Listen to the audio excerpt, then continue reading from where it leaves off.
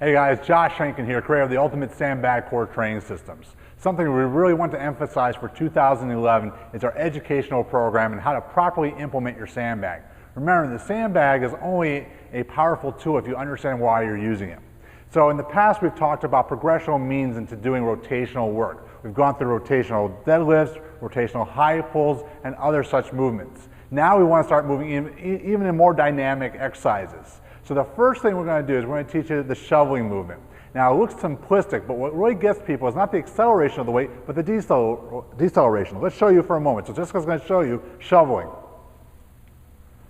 Now what she's doing is she's now having to absorb more force and load her hips harder to properly rotate. You see the foot action being pivoted in by the opposite leg. Arms are straight. You're not pulling with the arms. You're sitting back on the hip, popping across the body. And relax, good. So the problem that a lot of people have is they'll stay flat-footed. If you stay flat-footed, what will happen is the bag will carry you and make you fall over. And not only that, it'll be hard to transition back. So you have to actively push in the leg. Secondly is people stay too upright. So just gonna try to do it without really hinging back. You'll see sort of this. And this is okay if you wanted to just introduce people in the feel, but it's really important that you have them hinge back. Somewhat you would see in a power clean or deadlift because they have to use the hamstring and glute to accelerate and decelerate the weight. So we're going to do that one more time because there's a couple of variables you can manipulate. One is we could change the speed of movement. So we could have her go a little slower movement. You can see the range of motion is not as great. As she speeds up, you're going to see that she has to hinge harder and harder. What happens to the bag? It starts moving faster and faster.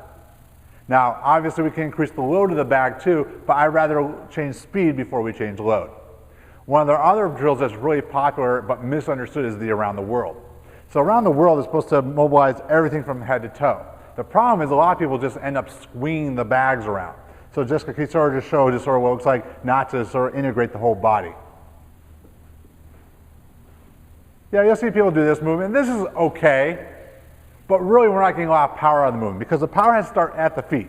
So number one, she's got to learn to really pivot. And that pivot's going to happen side to side, so that's a little more complicated. So people have to learn how to accelerate and decelerate very quickly.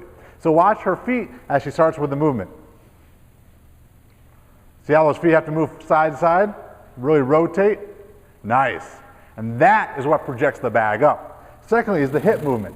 So as her foot moves one way, or the bag moves one way, her hips move the opposite to counterbalance herself. So try now looking the hips upwards. Nice. And then finally is what's happening in the upper body. Because a lot of people, they shortchange the thoracic spine and shoulder mobility because when you have the bag going around, it's a lot of force. So what we often do is we have people go slow and wrap around the bag around their body first. So just show a very slow motion wrap around. Good. So this allows people to really open up the thoracic spine and shoulders. Only after they can do this do we add speed. So now we want her to be able to open around and move the bag. So let's go ahead and do the full motion now, Jess. Nice. Without this, she's only getting a partial movement and losing the effectiveness of the exercise. So this is why it's really important to understand the reasoning and the progressions to the movements that we're going to do. The last one we're going to do, is actually Jessica's very good at, is we're going to combine our instability plus our rotational movement. So what she's going to do, she's going to actually do around the world with a rotational lunge. So we're going to start with is the around the world motion, and she's going to start going into a rotational lunge. Beautiful. So with any of our movements, you can add complexity once you understand the principles behind the movement that you're trying to accomplish. And relax. But you got to make sure you're at the appropriate stage where you can do them well, because what's going to happen is the deceleration, the different patterns of movement that you're going in are what's going to make you sort of falter before load becomes an issue. Load's only an issue after you show proficiency in a lot of these movements. So we're going to do a lot more exciting things in a moment. Come back and visit us at HenkenFitnessSystems.com.